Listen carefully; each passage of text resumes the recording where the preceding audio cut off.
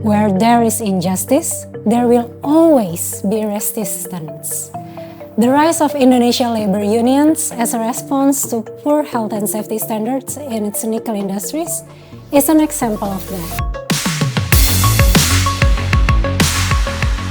In February 2024, the Mining and Energy Labor Union was launched in Morowali Industrial Park, the largest nickel industrial complex in Indonesia.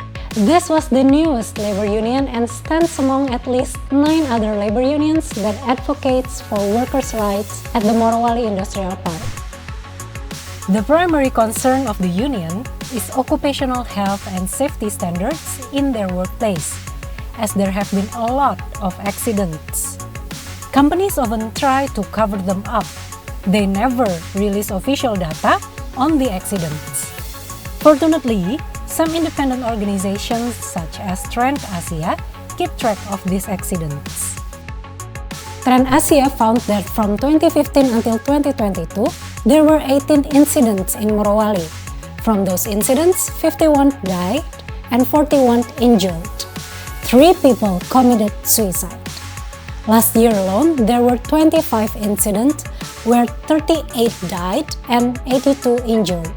CJSP spoke with Afdal Amin, member of the Morowali Labor Union, about why the accidents keeps happening. Pengusaha masih menggunakan bahan-bahan pembantu, bahan baku untuk produksi itu, menggunakan bahan-bahan yang berdampak buruk bagi kesehatan buruh itu sendiri.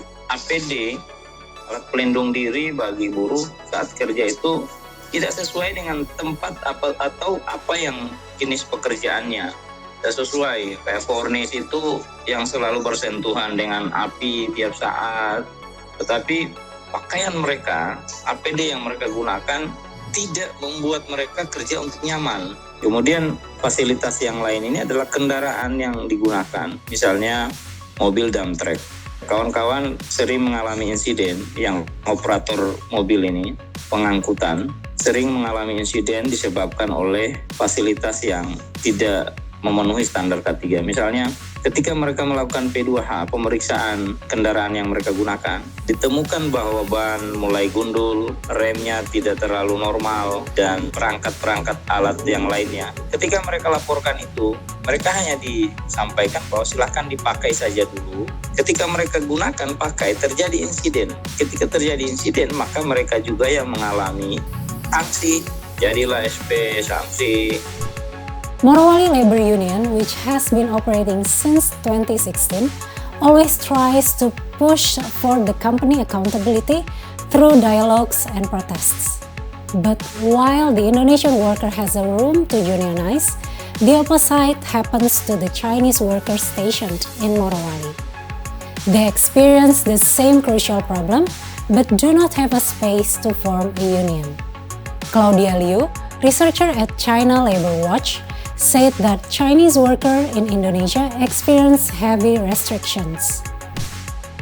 So a very current development was that in some of the industrial plants, employers are now actually fined.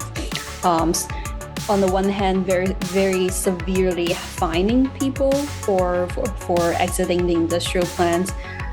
In hours that they're not allowed to do so, and they're also imposing fine for Chinese people who dare to talk to media and other third-party organizations.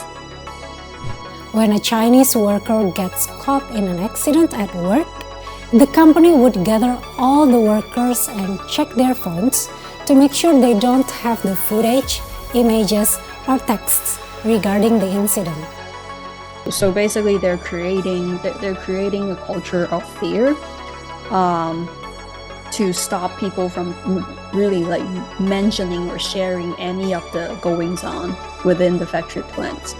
Workers also experience very heavy fines if management find out that they've actually spread quote unquote negative information or defamatory information against their employers or the industrial plants.